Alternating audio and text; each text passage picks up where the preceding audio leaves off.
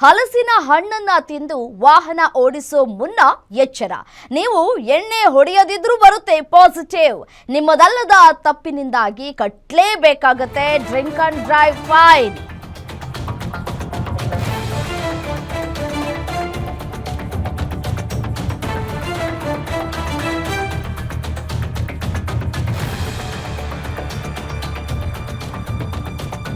ಹಲಸಿನ ಹಣ್ಣನ್ನ ತಿಂದ ಕೆಎಸ್ಆರ್ಟಿಸಿ ಚಾಲಕರಲ್ಲಿ ಪಾಸಿಟಿವ್ ಬಂದಿದೆ.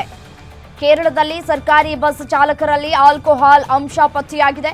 ಕೇರಳದಲ್ಲಿ ಪತ್ತನಂತಿಟ್ಟ ಪಂದಳಂ ಡಿಪೋದಲ್ಲಿ ನಡೆದಿರುವಂತಹ ಘಟನೆ ಇದು. ಹಲಸಿನ ಹಣ್ಣಿನಲ್ಲಿ ಆಲ್ಕೋಹಾಲ್ ಉತ್ಪತ್ತಿ ಆಗುತ್ತೆ.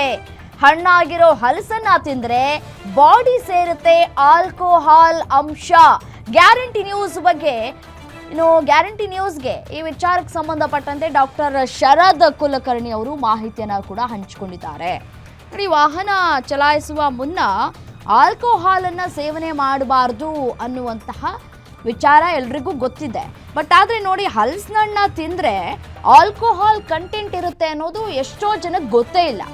ಅದು ಕೂಡ ಅತಿ ಹಣ್ಣಾಗಿರುವಂತಹ ಹಲಸಿನ ಹಣ್ಣನ್ನ ಸೇವನೆ ಮಾಡಿದ್ರೆ ಅದರಲ್ಲಿ ಆಲ್ಕೋಹಾಲ್ ಇದೆ ಅನ್ನುವಂತಹ ವಿಚಾರ ಗೊತ್ತಾಗ್ತಾ ಇದೆ ಇದೀಗ. ಅದೇ ರೀತಿ ಎಲ್ರಿಗೂ ನಮಸ್ಕಾರ. ಸಾಮಾನ್ಯವಾಗಿ ಫ್ರೆಶ್ ಹಲಸಿನ ಹಣ್ಣು ಏನಿದೆ ಅದರಲ್ಲಿ ಆಲ್ಕೋಹಾಲ್ ಕಂಟೆಂಟ್ ಇರೋದಿಲ್ಲ. ಅದೇ ರೀತಿ ಅದನ್ನ ನಾವು ಫರ್ಮೆಂಟ್ ಮಾಡಿದ್ರೆ, ಅಂದ್ರೆ ಒಂದು ವಾರ ಅಥವಾ ಒಂದು 10 ದಿವಸ ಒಂದು ಪ್ರೊಸೆಸ್ ಅನ್ನ ಫಾಲೋ ಮಾಡಿ ಫರ್ಮೆಂಟ್ ಮಾಡಿ ಮುಂದೆ ಅದನ್ನ ನಾವು ತಯಾರಿ ಮಾಡಿದ್ವಿ ಅಂತ ಹೇಳಿದ್ರೆ ಅವಾಗ ಅದರಲ್ಲಿ ಒಂದು 7ರಿಂದ 10% ಅಷ್ಟು ಆಲ್ಕೋಹಾಲ್ ಇರುವಂತಹ ಸಾಧ್ಯತೆಗಳು ಇರುತ್ತೆ ಅಥವಾ ಇರುತ್ತೆ. ಬಟ್ ಫ್ರೆಶ್ ಆಗಿರುವಂತಹ ಹಣ್ಣು ಯೂಶುವಲಿ ಅದರಲ್ಲಿ ಆಲ್ಕೋಹಾಲ್ ಇರಲ್ಲ.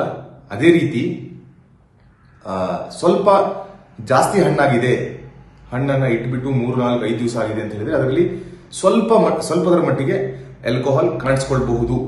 ಸೊ ಬ್ರೆತ್ ಅನಲೈಸರ್ ಅಲ್ಲಿ ಅದು ಡಿಟೆಕ್ಟ್ ಆಗುತ್ತಾ ಇಲ್ವಾ ಅಂತ ಹೇಳೋದು ಒಂದು ಪ್ರಶ್ನೆ. ಅದೇ ರೀತಿ ಜಾಕ್ ಫ್ರೂಟ್ ಅಥವಾ ಪನಸ ಅಂತ ಏನ್ ಹೇಳ್ತೀವಿ ಅಥವಾ ಹಲಸಿನ ಹಣ್ಣು, ಅದರಿಂದ ತಯಾರಿಸಿದಂತಹ ವೈನ್ ನಲ್ಲಿ ಆಲ್ಕೋಹಾಲ್ ಇರೋದು ಬ್ರೆತ್ ಅನಲೈಸರ್ ಡಿಟೆಕ್ಟ್ ಆಗುತ್ತೋ ಇಲ್ವೋ ಅಂತ ಹೇಳೋದು ಮತ್ತೊಂದು ಪ್ರಶ್ನೆ. ಆದ್ರೆ ಫ್ರೆಶ್ ಆಗಿರುವಂತಹ ಹಣ್ಣು ಅಥವಾ 1 ದಿವಸ 2 ದಿವಸ ಆಗಿರುವಂತಹ ಹಣ್ಣು ಅದರಲ್ಲಿ ತುಂಬಾ ಜಾಸ್ತಿನೇ ಆಲ್ಕೋಹಾಲ್ ಅಂತೂ ಇರೋದೇ ಇಲ್ಲ. ಪ್ಲಸ್ ಇದ್ರೂ ಕೂಡ ತುಂಬಾ ಹಣ್ಣಾಗಿರುವಂತದ್ದು ಅದರಲ್ಲಿ ತುಂಬಾ ಕಡಿಮೆ ಪ್ರಮಾಣದಲ್ಲಿ ಆಲ್ಕೋಹಾಲ್ ಇರುತ್ತೆ. ಇದು ನನ್ನ ಅನಿಸಿಕೆ. ಧನ್ಯವಾದಗಳು. ಎಲ್ರಿಗೂ ನಮಸ್ಕಾರ.